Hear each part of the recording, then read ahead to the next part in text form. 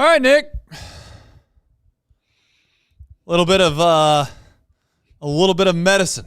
We got our prescription. We went to the pharmacy. We checked in, and we got a dose of 9 runs early in a baseball game, and you kind of felt like, wow, okay, this is what it feels like to be a team that seems like they're the better one when they play the other team.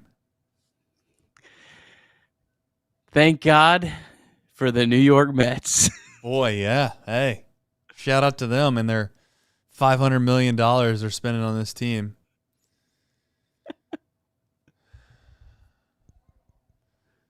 That and nobody Here we go. sweeps the Cincinnati Reds at Great American Ballpark. At Great American Ballpark, under the lights when there's not a day game, and they're closing in on a home record.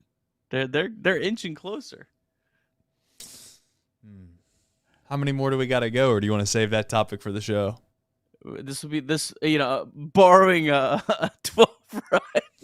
If you do this long enough, doesn't apply here, by the way. We're 2 outs, 12-0. I think we hang it up if this happened. Yeah, actually, we would quit the show. I do wonder, as the Braxton Ballpark beer is prominently displayed on the backdrop of the backstop there, for those that are keeping track. I would love to see how many fans in the stands could hold on to the 12-run lead with 2 outs. I'd like to think there's at least a couple hundred of them in there.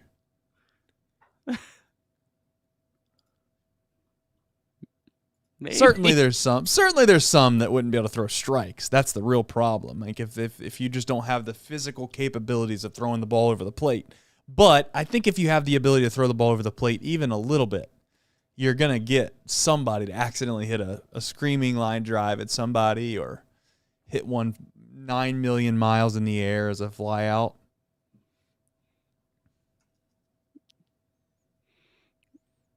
I don't think there's many. Over under 75. In the stands? Yeah, that could get you out. 2 outs. I don't know if I'd take the over for 5. What? That's preposterous. 5 people, Nick. Nick, it's 12-0 with 2 outs, dude. I mean, all you got to do is throw the ball over the plate. Like there's just someone's going to accidentally hit a line drive at somebody. Look at the guys that come in look at Trevino. He's not trying to throw hard. He's literally lobbing it in there. He does good sometimes, too. I think that's a lot harder than people make it out to be, though. I think those guys that do that, I think a lot of those guys could go out. I think Trevino could go out and get out a lot of college hitters. I'm going to make a poll question out of it. Why not? Let's have some fun. Start a poll. How many fans in the stands could get the final out up 12? Sorry, I just had to check that to make sure it fit because I never know where that last line over 50, under 50. Oh, Chase Petty's talking crap. Oh, we got fireworks? No. He was just really fired up. Oh. He's feeling good about himself. I mean, I ain't mad at him. All right, poll is live, folks. Poll is live. Let us know what you think. Of course, we will be back to talk about the Reds' 12-0 victory over the Metropolitans of New York. And thank God they're in this league because we need their help as much as they provided it. We'll be back in just a moment.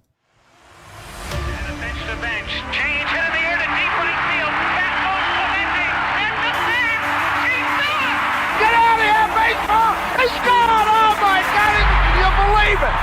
Johnny Bench has tied it up. The Cincinnati Reds win the World Series in 4 straight. It was a sweep. In the dirt, it's a wild pitch. Here comes Foster. The Reds win the pennant. Larkins won the game. That ball is fair. Cincinnati's ahead. 2 games to none. Welcome Joe Randa to Cincinnati. Adam Dunn has done it again. Benzinger backing and calling. And the 1990 World Championship belongs to the Cincinnati Reds. Marty, yes. This is Adam from Milwaukee. Hey, Adam, how you doing? I'm good. How are you? Good. Do you think Scott Chatterbox is a good player? Done up there with the bases loaded, the outfield deep and around toward right, and the 1-0 on the way to the plate. Swung on, long drive, right field, and this one belongs to the Reds. And a high drive, hit back into deep right field. Junior has just knocked the door down to the 500 club. Benson's first home run is a walk-off winner. That ball had a family. And De La Cruz is, oh my goodness, look at this kid run.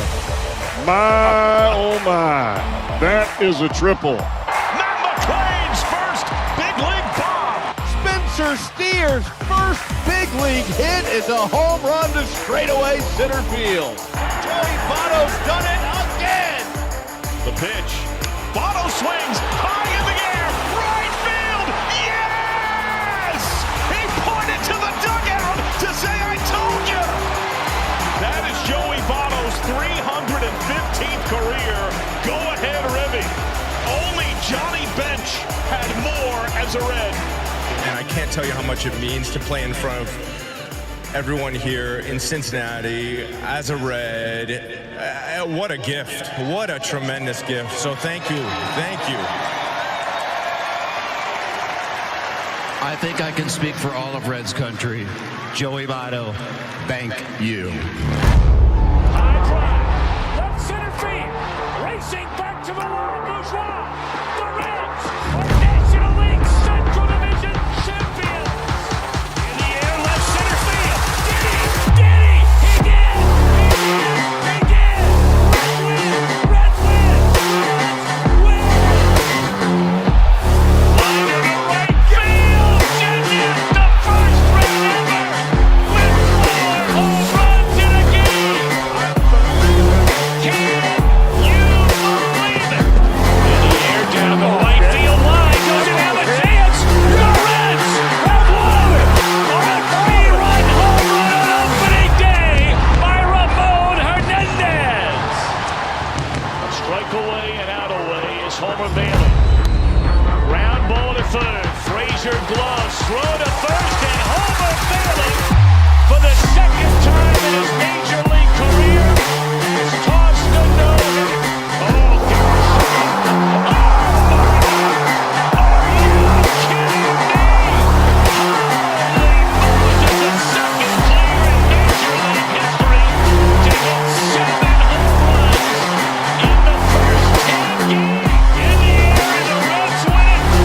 What a dream to get into the career of Jay Bruce.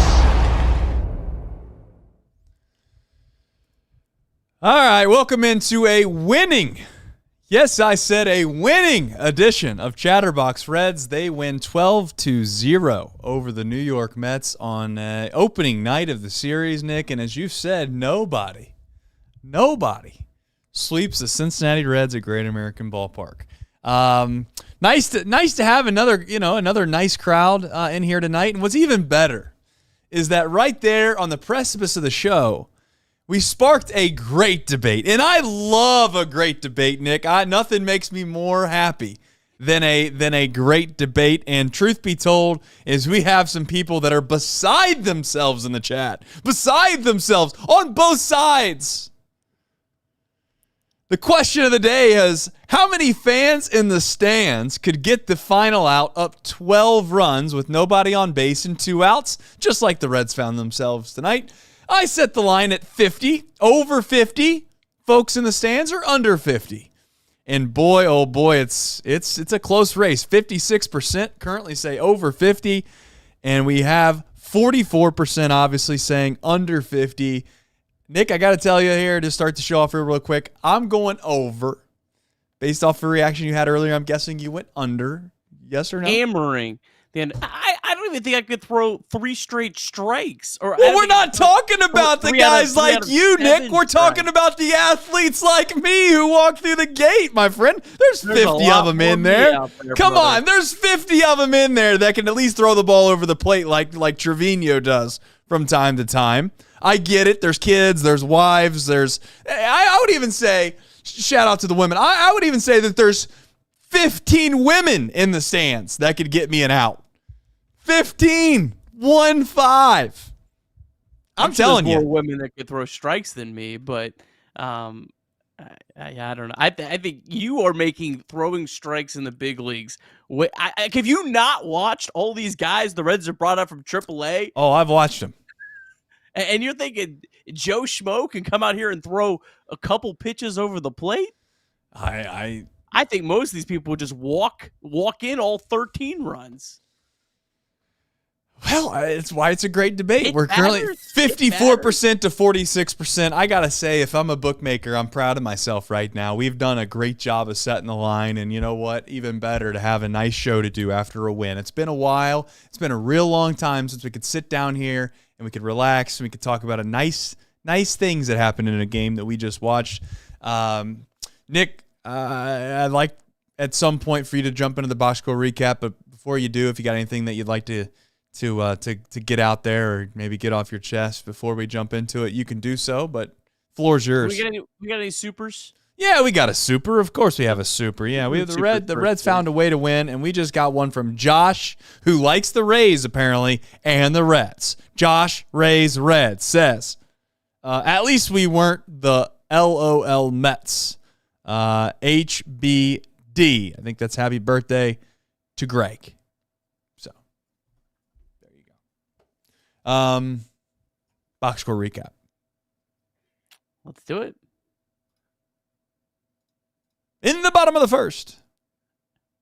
Chatterbox Reds is brought to you by Sharefax Credit Union. Summertime is here, and it's the perfect time to start those home renovations.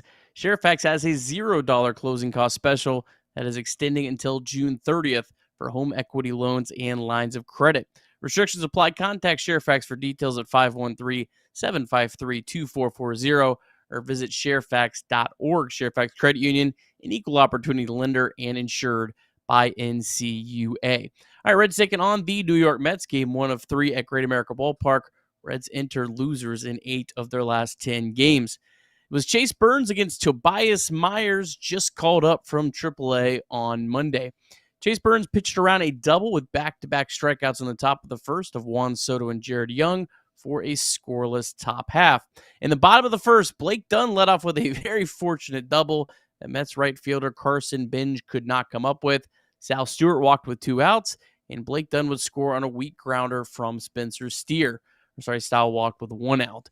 Gino then hit a 2-run home run to make it quickly 3-0 Reds. A 1-2-3 top of the second from Burns, and then 3 straight batters reached to start the bottom half of the inning on a walk from McClain and singles from Stevenson and Arroyo. After Blake Dunn popped out, Blade walked with the bases loaded to make it 4-0.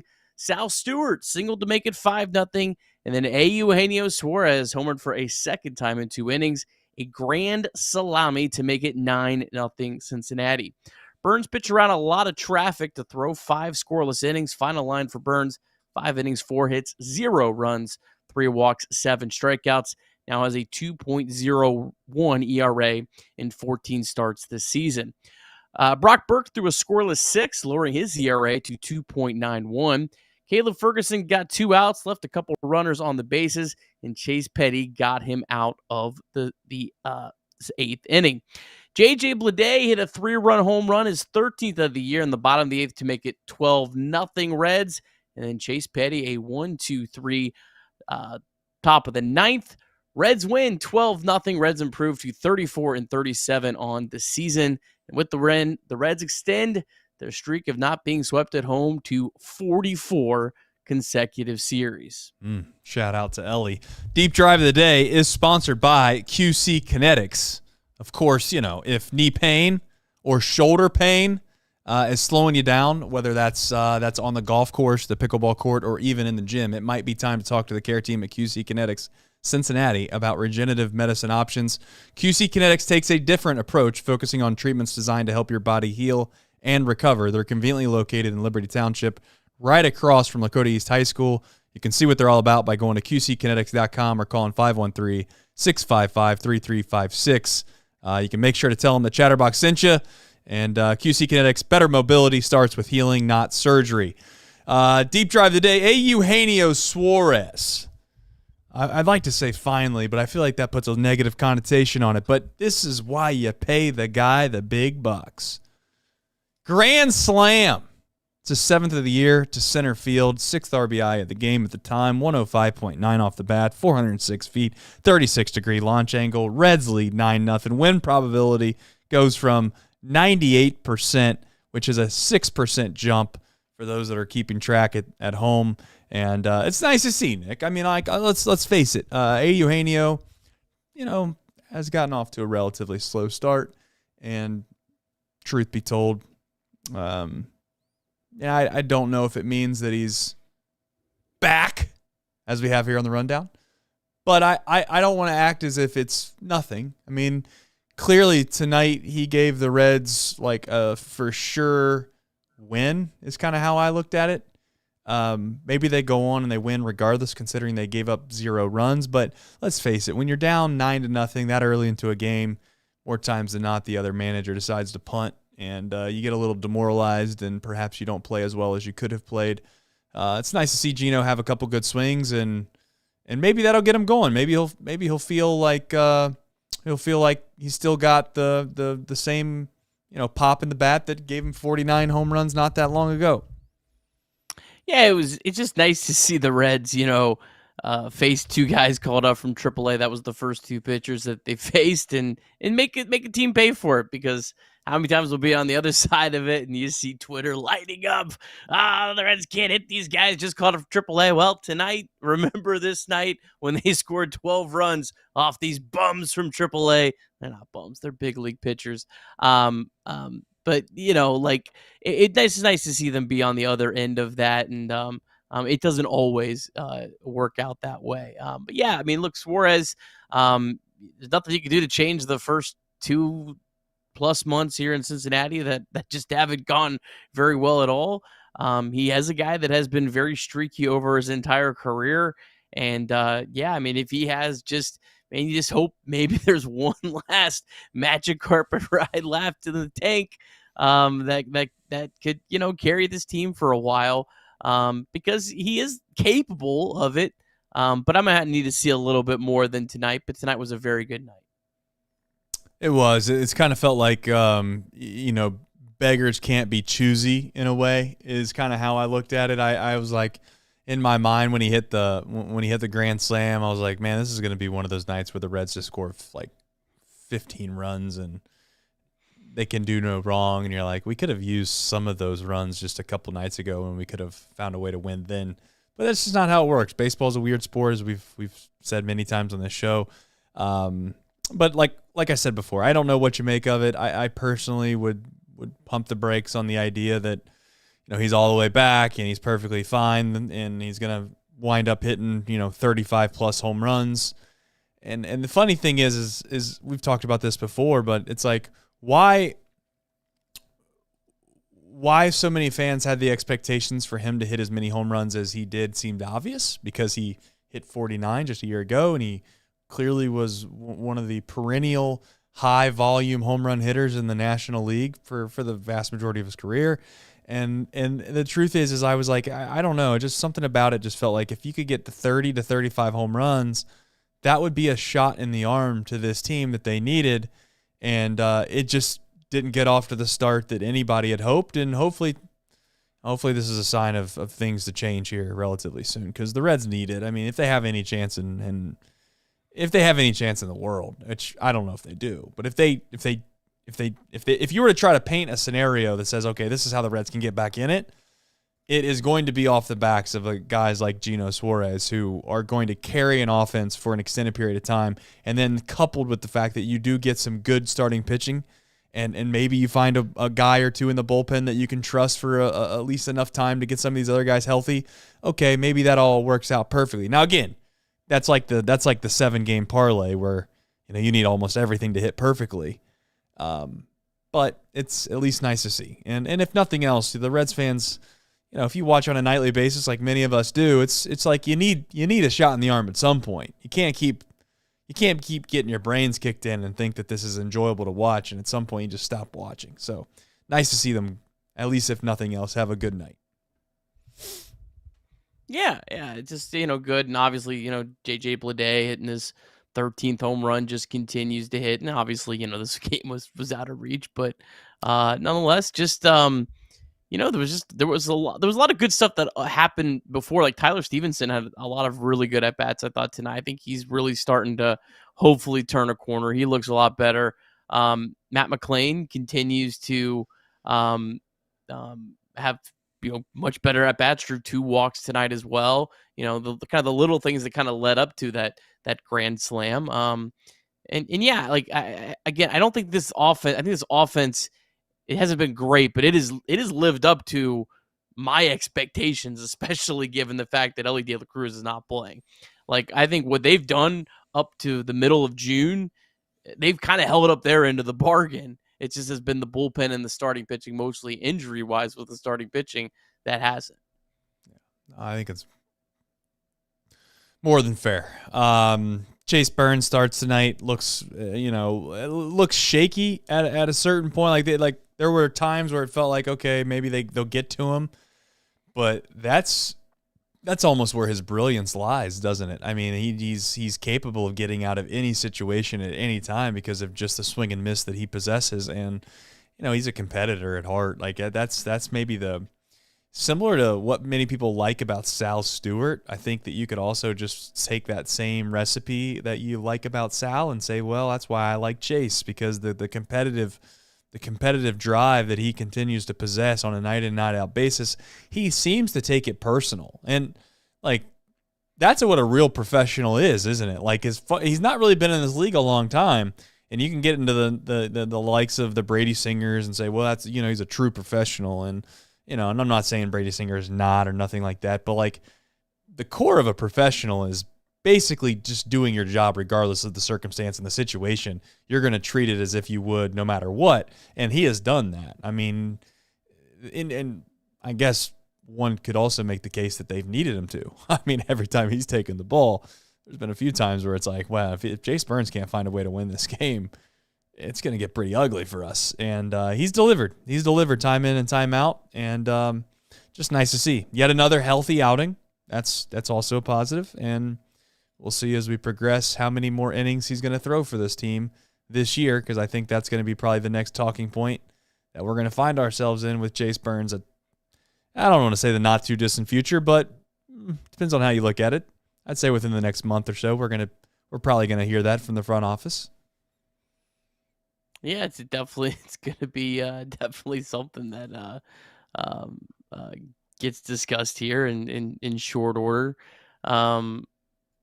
Yeah, I don't know what that magic number will be, but he's definitely kind of gone. Like, the Reds have desperately needed him to go as deep as he's gone in these games, but they're going to have to kind of pay for that a little bit on the back end, because I think it's going to probably cut a couple starts out from whatever he ends up at. I would be shocked if he's still pitching in September, if I'm being honest. And I would say if the Reds are out of the race, it's probably not. He probably doesn't even make it that long, just because of how he's gone. Unless they do something more creative, and I think the Reds have done this before, where maybe they try to shut him down and have him be able to finish the year, because maybe they want him to still be pitching at the end of the year. So, but there's definitely gonna be some sort of reduced workload in the second half. Yeah, I hope they don't get creative. I've argued before, and I'll still continue to argue, that I don't think that there's a whole lot of evidence out there that suggests that just because you shut a guy down, it's going to make him healthier, or it's going to possibly extend his career. I get the concept of it. It does seem like those two things would add up to make sense. But the same way that hot water freezes faster in the freezer than sticking cold water in the freezer, it doesn't always match up. Doesn't always make sense. Science isn't really what I would call an exact perfect situation based off of whatever common sense and logic would tell you. So I'm not going to be a proponent of saying, yeah, perfect time to shut him down. But I'm also not going to, I'm hoping that they're not going to try to be overly creative to make it seem like he threw all year long, when in reality he didn't. It's like, throw him until you feel like you don't want to throw him anymore, and then let's move on. So Obviously, if the Reds are in it, then I think that he throws for as long as you can throw him. So, all right, we do have some supers here I want to get to.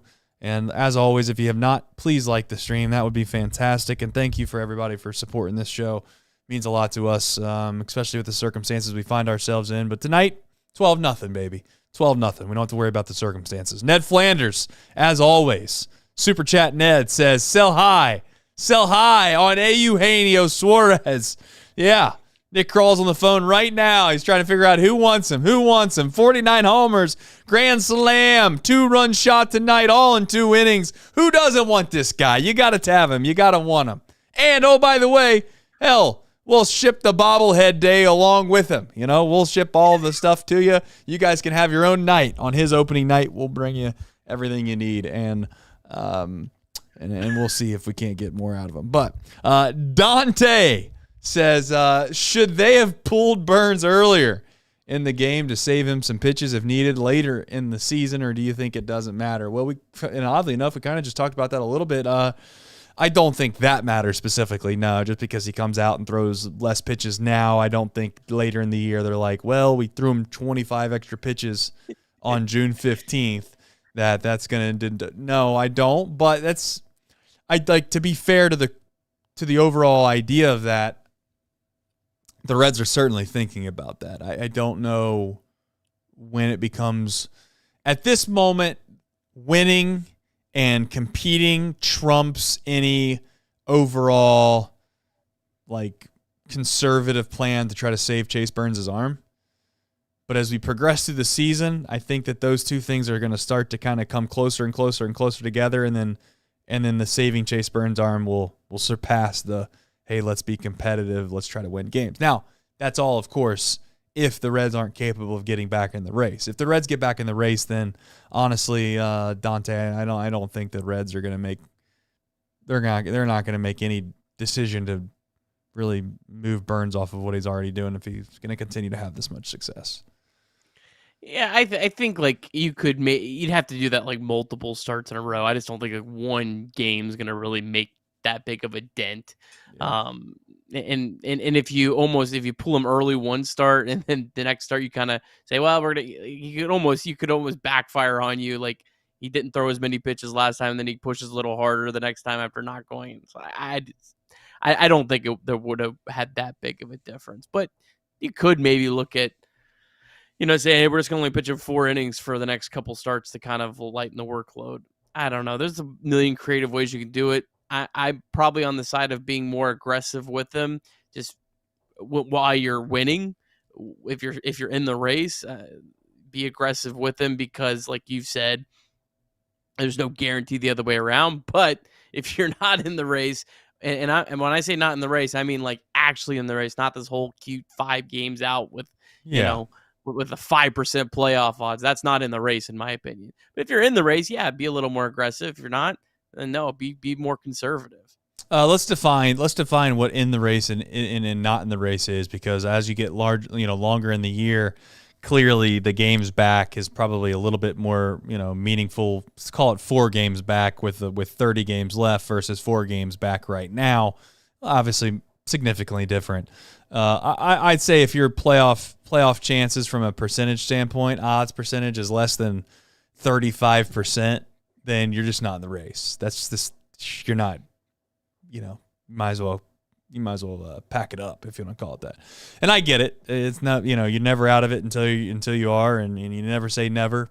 Those are very admirable traits, but if you are going to genuinely put a plan together to try to save Chase Burns, it needs to be one that seems to be realistic. If you're going to continue to push him on making the postseason. I would say, so take right now, for example, the Reds' playoff odds are at 4.8% according to Fangraphs. That's where they're at. Now, right now, they wouldn't shut down Chase Burns if they were on their way to lose 100 games. They would still be pitching him for a while. Yeah. So if right now he was up against it, I would say you think that shutting him down is the best plan, I would shut him down right now. Yeah, but like I said before, but you have time before he gets to that cutoff for those odds to drastically go up. But those odds, I think, got to be at least double digits. I would say like 20%. Yeah, I'm in 35. But my to the point of when to shut him down, I get it. You're saying 35. I mean, the Reds could have a lead and not even have a 35% odds. The Reds could literally well. lead the wild card, and I don't think Fangraphs would give them 35% odds. I mean, if they're within a game or two around the trade deadline, I'd like to think their odds are that high. Maybe I'm just naive to the odds. Obviously, I am. It seems like I am. But my point to the whole Chase Burns, shut him down now or later, the guy still has to compete. The guy still has to develop. He still has to compete. He doesn't. You don't just get to like automatically say like, okay, we shut Chase down now on June 15th. We roll him back out there next March and tell him, hey, you're the ace. That's just not fair. That's not realistic. Like I think that's just being stupid. And as far as people saying like, well, you only have so many miles, et cetera, on the arm. Well, it's like, okay, well, it's also not good for cars to sit for a full year and not turn them on at all either. Like there's at least a happy medium here. And I'm not going to go overboard and say that, you can't throw him at all. Like he needs to continue to try to pitch, get innings. And when he starts to feel like you're straining him, or his body shows that he's straining, his velocity's down, perhaps he's not as effective later this year, then sure, at that point we can have a conversation. Jay Tenzel says, Marte gets me all excited when he hits homers. Might have used a different term than excited, but it's a kid's show. Yeah, I mean, listen, Marte is a guy that certainly would help.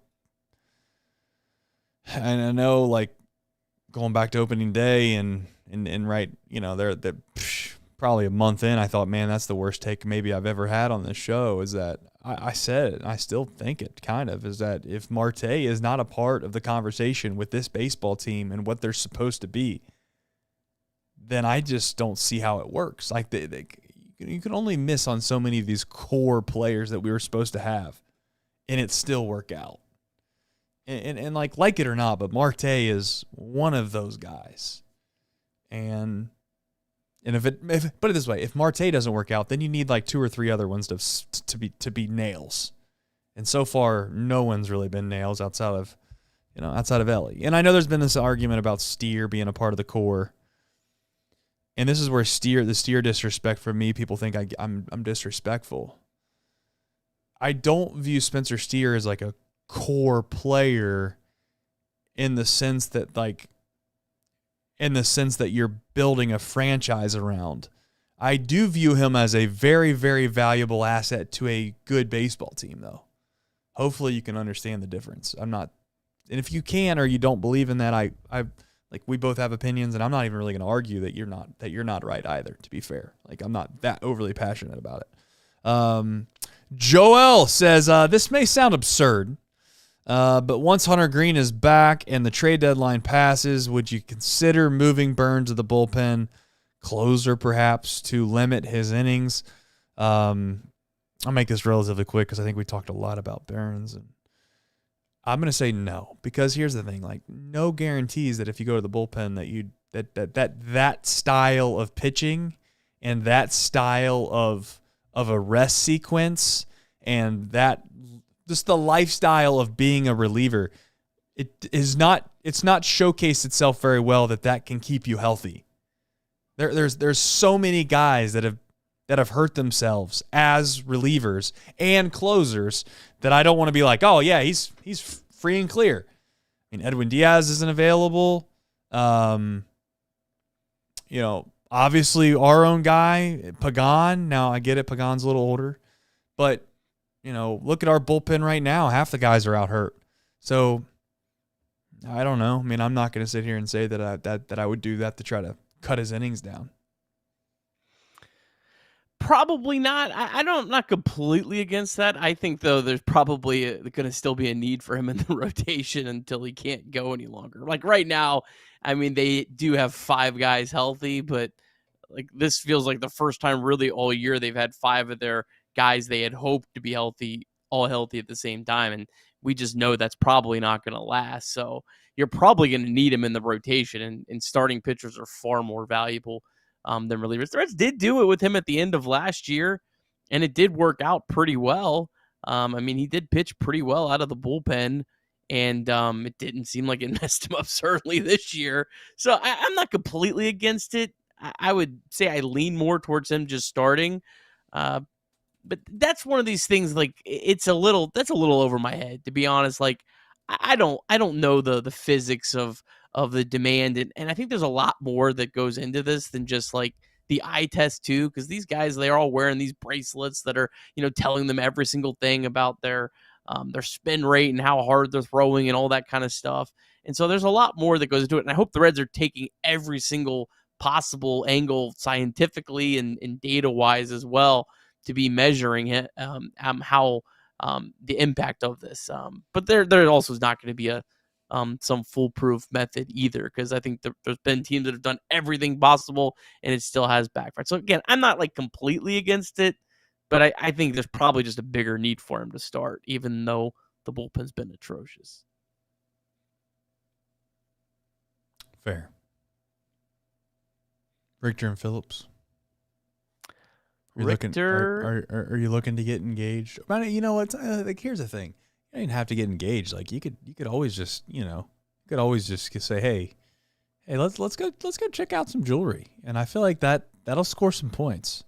I mean, that's a big time. That's a big time opportunity for some folks. I'm just telling you, that seems like a very, very easy way to make an impact. Yeah, and speaking of that, you're looking for a great date night idea, make it a Thursday at Richter and Phillips Jewelers in downtown Cincinnati. They're open late every Thursday until 8 p.m., and the Reds are off on Thursday this week, giving you the perfect chance to bring her in for an engagement ring appointment and turn it into a fun night out together. You can try on different styles, enjoy a drink, and learn about diamonds in a relaxed, no-pressure environment. Then cap off the evening with dinner or drinks. Richter and Phillips is just steps away from some of Cincinnati's best restaurants and bars. Book an appointment using the link in our YouTube or podcast description. It's Richter and Phillips. Love it. For those that are wondering and keeping track, Christian Encarnacion Strand probably on his way to the big leagues here relatively soon. We'll see if he is or isn't, but just want to let everybody know, keeping track at home, has 13 home runs in 43 games. That's good for a 950 OPS. And I know that it's AAA, blah, blah, blah, blah, blah, but just letting you know. Just keeping an eye out. I'm not sure, Trace. I'm really thankful that Jose Trevino, though, is still on the roster.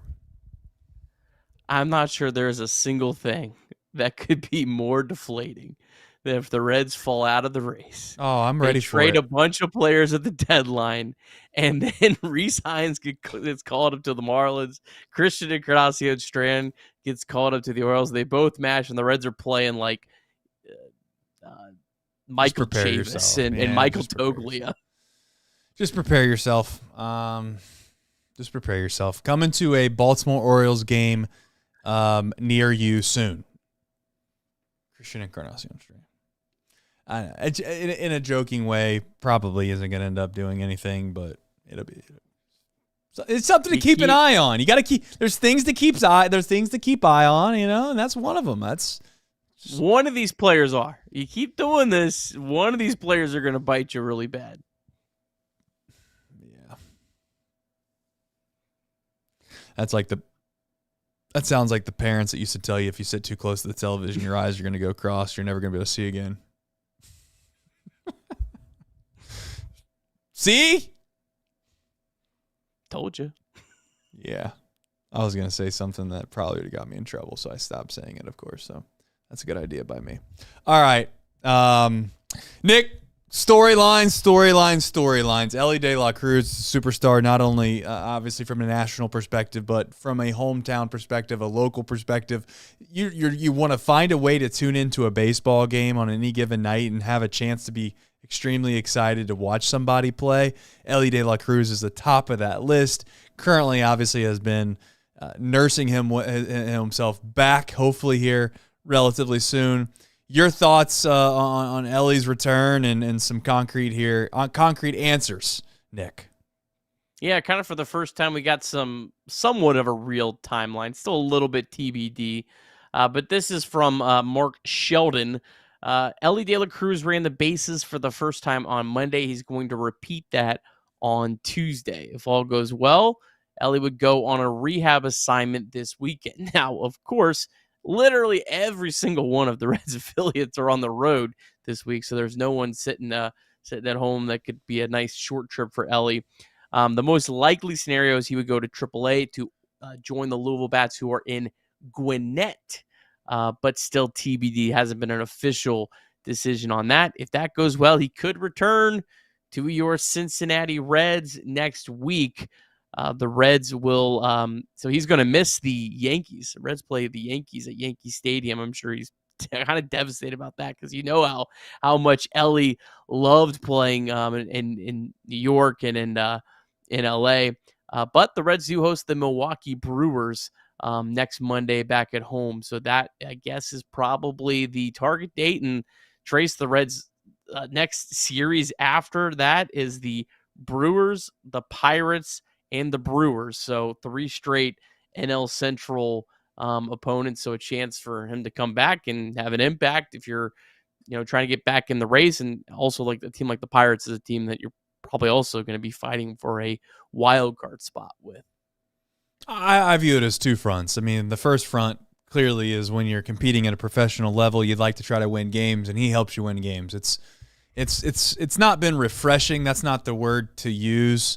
But it has been at least nice to hopefully let everybody see how important Ellie De La Cruz is to this baseball team. When he has been out, whether you want to say it's a coincidence or not, I think that's being a little disingenuous if you're going to say, well, that's just coincidental. The Reds started to struggle when he left. The Reds have been a really bad baseball team ever since he's gone away, and there's no doubt that he could have helped them get over the proverbial hump a few nights when they needed to get an extra run here and or there, and unfortunately he's obviously been hurt. So that's one part of the equation. The second part of the equation is strictly entertainment value. It's like, if you're a casual Reds fan, or even hell, a diehard Reds fan, and you're asking yourself on a nightly basis, like, what's the point? If there's anything else on, then maybe you want to go watch that. But more times than not, obviously, on a weeknight, you're like, you know what, I'll turn the Reds on because why not? But you still want to be entertained.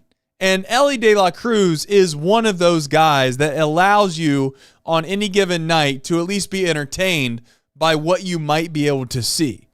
And I'm not trying to say that no one else on this team's worth watching. Of course, there are some players that are worth the price of admission into the ballpark. Chase Burns tonight, for instance. But truth be told, they're few and far between on this team. And Ellie's just a breath of fresh air when it comes to that. So, we'll see when it ultimately ends up being next week, at what point, and whether he gets a rehab start or he doesn't. Wouldn't surprise me if Ellie argues that he doesn't need one. He just stick him in the lineup. He's ready to play. And you know what? If they did that with him, I got to be honest, I'd be kind of fine with it. If you want my true honest opinion, do I think he needs to go down to AAA and see pitching for 3 nights to make me feel like he's ready?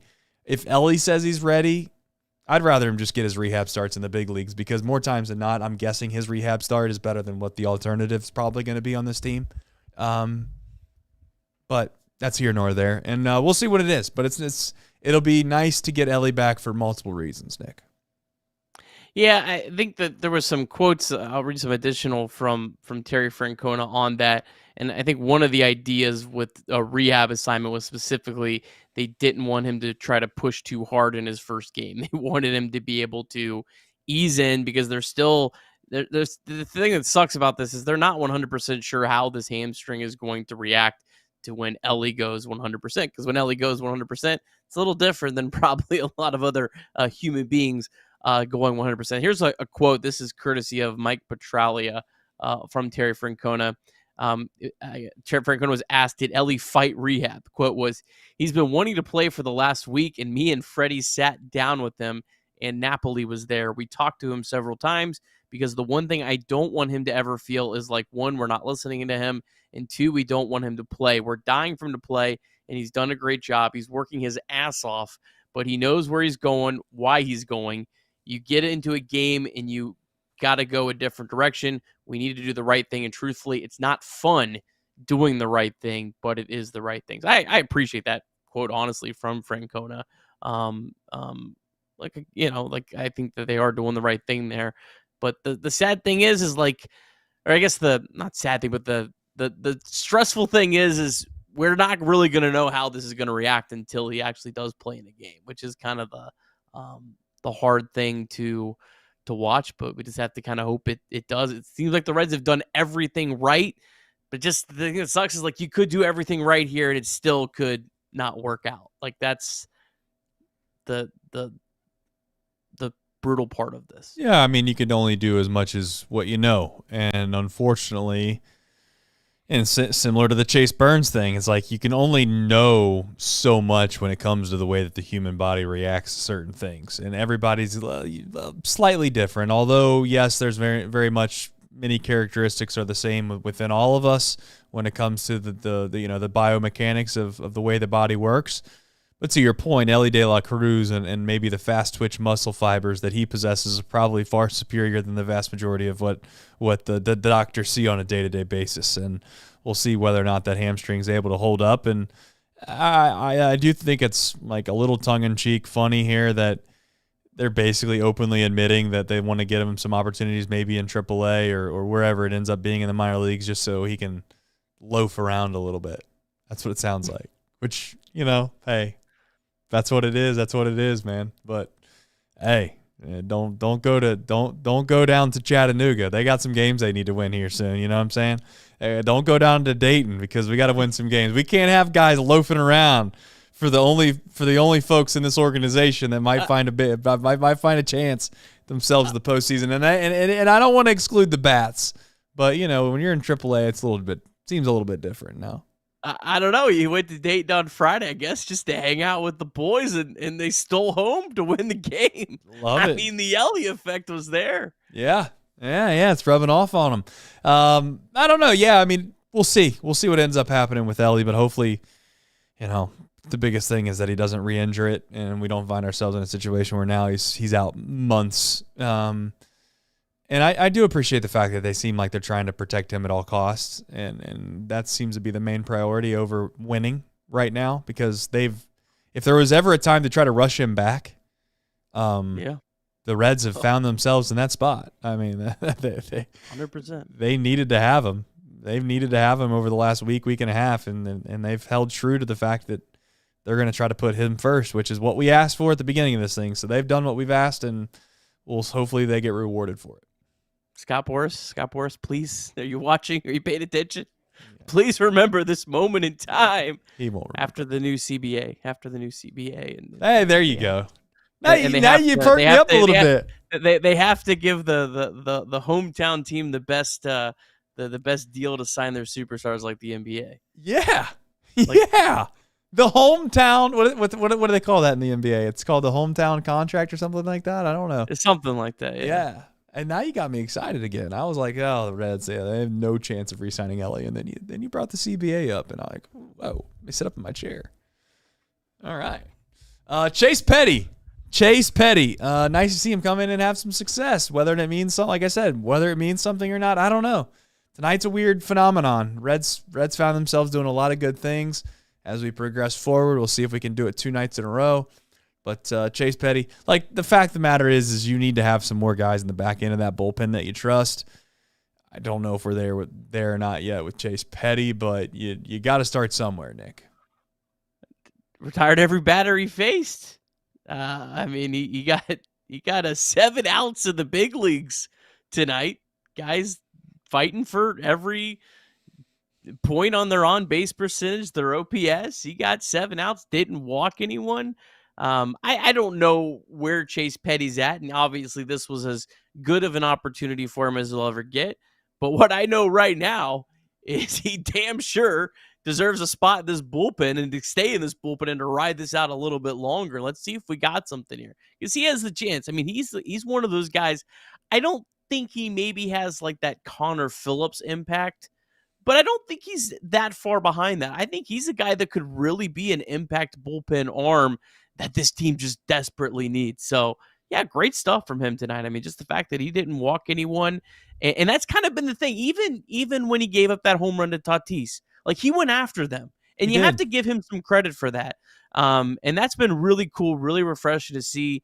And this isn't a sentence. Like this isn't like if Chase Petty dominates in the bullpen, guess what? He can work out to be a starter again in the offseason. He can go to spring training as a starter, and he can prove himself as a starter, and he can be a great starter in 2027. But right now, the Reds need this guy in the bullpen, and I like that he seems like he's really relishing that and rolling with it. Yeah, same with like the same way that Graham Ashcraft kind of decided, you know what, I'm going to embrace this role. I hope Chase Petty continues to do the same. It's not. It's like I do think this. If your options are between starting at the minor league level or finding a way to be impactful in the bullpen on the major league level, I'm fairly confident most guys would rather be on the big league ball club. And I'm going to go out and say that the perks and the benefits that come along with the job of being a major league player are significantly better. So hopefully Chase Petty continues to have success, and we God knows we need it. So, all right, moving forward, Reds MILB. We have obviously on a Monday night, not a whole lot going on, Nick, but I can't wait to hear about the Dominican Summer League.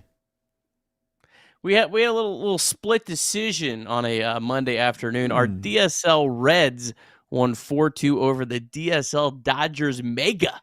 They beat the Mega Boys 4-2. DSL Reds now 6-2 on the season.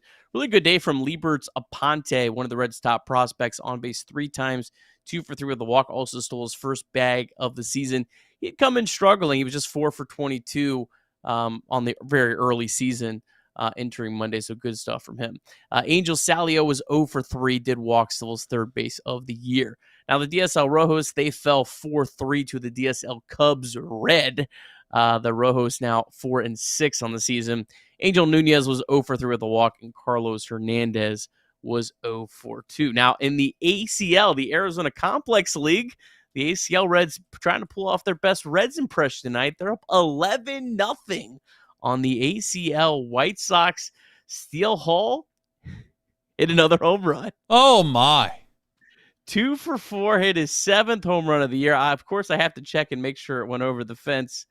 A fly ball over the fence, not an inside the park home run. So that's 6 of them that have gone over. Only 1 has been an inside the park home run. So Steele Hall now 306 average, a 1,008 OPS, got an on-base percentage over 430, so he's playing well. Good stuff from him. Adolfo Sanchez has doubled.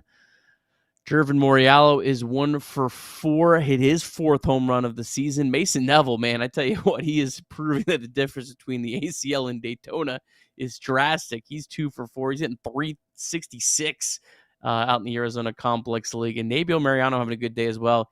He is 2 for 3. So good stuff out in the Arizona Complex League. All right. Fire me up. Yeah. Well, glad to hear some things are on the rise here for the Reds organization. We got a chance to do something special, Nick. Got a chance to do something special. We can break a curse, break the streak. Could do it all tomorrow and get it out of the way. Who, what, when, where, and why, Nick? Yeah, Reds are going to go up against Kodai Senga. The Mets' scheduled starter was actually put on the IL. Christian Scott, who had been pitching pretty well for them. They're calling up Senga, who was also coming back off of the IL. He's a guy that was an all-star back in 2023, his first season, but his career has not gone well since. He has really struggled.